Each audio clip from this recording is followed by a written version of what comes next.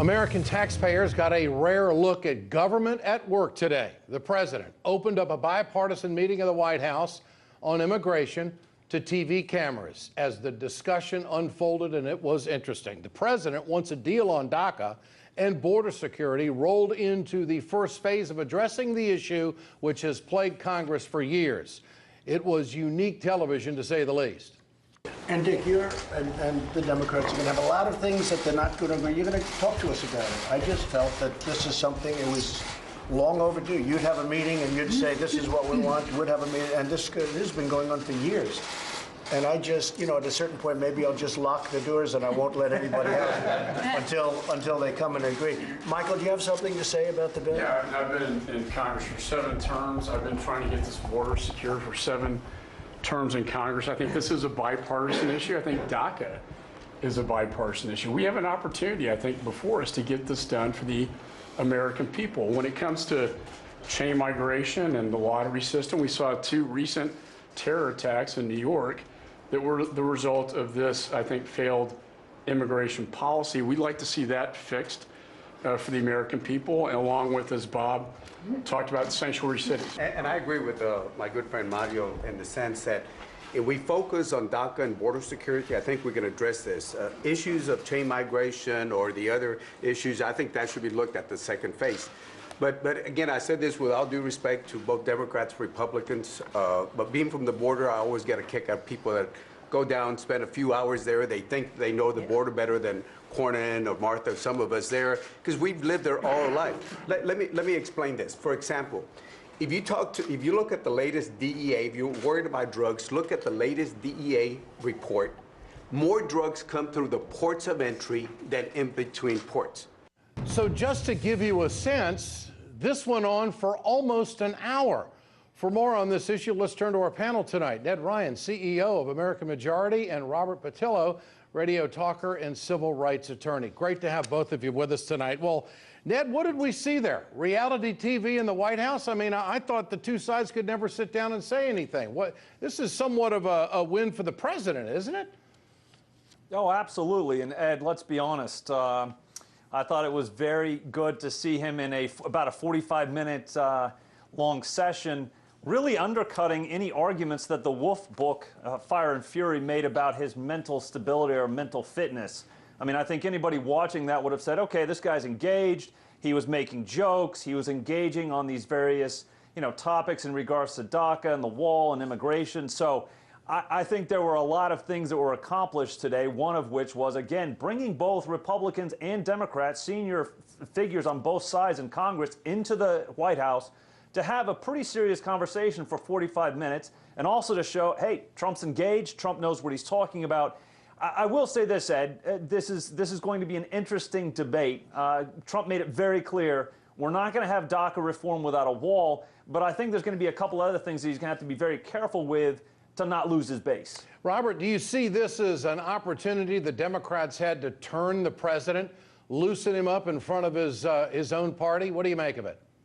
Well, I don't think it's a question of loosening the president up. I think the only reason this meeting happened is because the Democrats had the ability to shut down the government if there's no deal made on DACA and on immigration reform. What we need the Democrats to do is to come forward with some more gumption and really push for comprehensive reform that doesn't just address DACA, but addresses the issue of comprehensive immigration reform that we've needed for generations in this country. Yeah. That really was the elephant in the room, Ned. There was no talk of government shutdown.